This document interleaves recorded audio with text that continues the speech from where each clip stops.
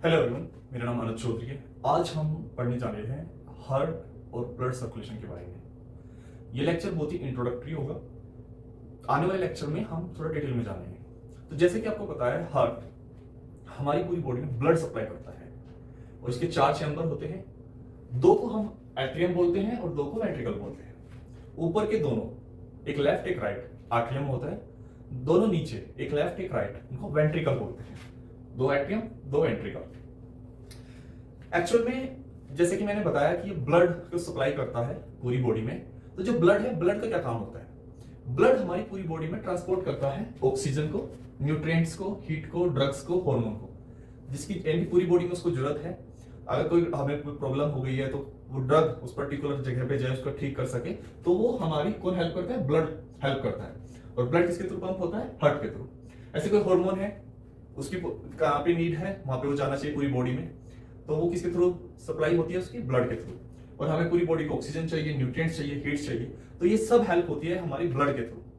और ब्लड को पूरी बॉडी में पहुंचने के लिए, हर जगह पहुंचने के लिए एक पंपिंग, एक प्रेशर की जरूरत होगी, जो कि उसे मिलता है हार्ट से। अब जब कोई चीज लेके जाता है ब्लड, तो उसको कुछ जो पर्टिकुलर जगह पे जो पहुंचता है वहां से भी कुछ मिलता है, यानी कि वेस्ट प्रोडक्ट उसको मिलता है कि भाई इसको लेके जा और इसको बाहर फेंक। तो वहां से उसको लेके आता है, कैरीज वेस्ट प्रोडक्ट हार्ट, और वो फिर किडनी के थ्रू बाहर निकल जाता है। Waste product for excretion by kidney. Nutrient, oxygen, heat, drugs, hormone, अच्छी अच्छी चीजें लेके गया, बेकार चीजें लेके आया, और फिर वो फिल्टर होने के लिए हमारे किडनी तक पहुंचता है, और वहां से फिर वो जो हमारे बिल्कुल वेस्ट प्रोडक्ट तो बाहर निकल जाता है, और जो अच्छा था वो रह जाता है। ठीक है, किडनी ऐसे छलने का काम करती है हमारी बॉडी में। अब प्रॉब्लम कहां पे आती है हमारे हार्ट में, कि अगर हार्ट अच्छे से पंप ना करे, अगर हार्ट अच्छे से फोर्स ना लगाए, जिसको हार्ट फेलियर बोलते हैं, तो हमारे जो जिस स्पीड से हमारा ब्लड पूरी बॉडी में पहुंच रहा था वो नहीं पहुंच पाएगा, यानी कि ब्लड की सप्लाई अच्छी नहीं हो पाएगी। जब ब्लड की सप्लाई नहीं हो रही है, उससे क्या प्रॉब्लम होगी? ऑक्सीजन अच्छे से नहीं जा रहा है, न्यूट्रिएंट अच्छे से नहीं जा रहा है, हीट हमारी बॉडी ने अच्छे से नहीं गेन कर रही है, ड्रग्स, अगर ट्रीटमेंट के लिए ड्रग्स दे रहे हो वो उसका ट्रीटमेंट अच्छे से इलाज नहीं हो पा रहा है उस डिजीज का, हार्मोन की अच्छे से सप्लाई नहीं हो पा रही है, तो हर चीज इफेक्ट हो जाएगी हार्ट फेलियर से। सेकंड प्रॉब्लम क्या आती है कि जो हमारा हार्ट बीट करता है, या तो बहुत तेज करने लग जाए या वो बहुत स्लो करने लग जाए। एक प्रॉब्लम ये आती है, उससे भी हमारा ब्लड सर्कुलेशन में प्रॉब्लम होती है। थर्ड प्रॉब्लम क्या होती है कि जो ब्लड वेसल है, जिससे हमारा ब्लड सप्लाई हो रहा है, वो अगर बहुत, अगर ये उसका डायमीटर है वो बहुत नैरो हो जाएगी, तो प्रेशर बहुत ज्यादा बन जाएगा ब्लड का, जो कि हमें प्रॉब्लम क्रिएट करता है। हाई बीपी होने से हमारी बॉडी नॉर्मल फंक्शन नहीं कर पाती, हमें गड़बड़ाहट होती है और हमारी बॉडी एक नॉर्मल फेस में नहीं रह पाती है, हाई बीपी हो जाता है। एक क्या होता है कि उसमें कोलेस्ट्रॉल जम जाता है, ब्लड को रास्ता नहीं मिल पाता सप्लाई होने के लिए। जब रास्ता नहीं मिल पाएगा, ब्लड की अच्छी सप्लाई नहीं हो पाएगी, फिर किस चीज की कमी होगी? इन सब चीजों की कमी होगी। एक प्रॉब्लम क्या होती है कि जो ब्लड वेसल है वो अपनी इलास्टिसिटी लूज कर देती है।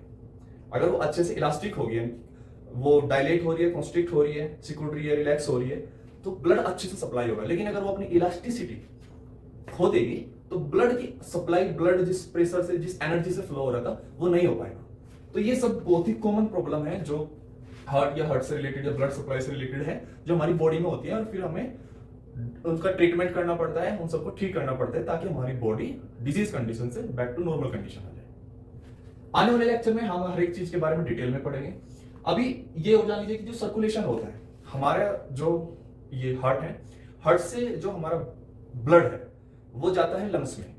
लंग्स में क्या होता है कि वो ऑक्सीजनेटेड हो जाता है। जैसे कि हम सांस लेते हैं, यानी कि हम सांस लिया तो ऑक्सीजन अंदर हमें लेनी होती है, CO2 बाहर छोड़नी होती है, तो लंग्स में डीऑक्सीजनेटेड ब्लड जाता है, जिसमें ऑक्सीजन नहीं होती है।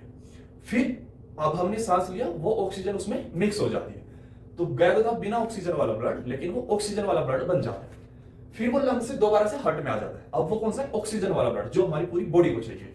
फिर वो हार्ट से पूरी बॉडी में चला जाएगा, अच्छा वाला ब्लड जिसमें ऑक्सीजन है।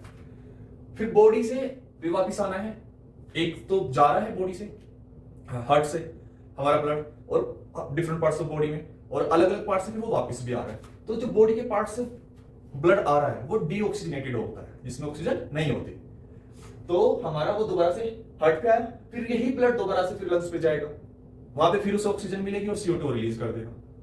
तो ये सर्कल चल रहता है, हार्ट से लंग से हार्ट में, हार्ट से फिर बॉडी में, बॉडी से फिर हार्ट में। तो ये हमारा एक सर्कुलेशन होता है, कैसे हमारा ब्लड फ्लो होता है हमारी बॉडी के अंदर। होप ये एक बहुत ही इंट्रोडक्टरी हार्ट और सर्कुलेशन के बारे में आपको समझ में आया होगा। फिर मिलता हूँ एक नए लेक्चर के साथ, थोड़ा डिटेल में हम पढ़ेंगे इन सब डिजीज के बारे में, इनके ट्रीटमेंट के बारे में और कैसे ड्रग्स काम करती है।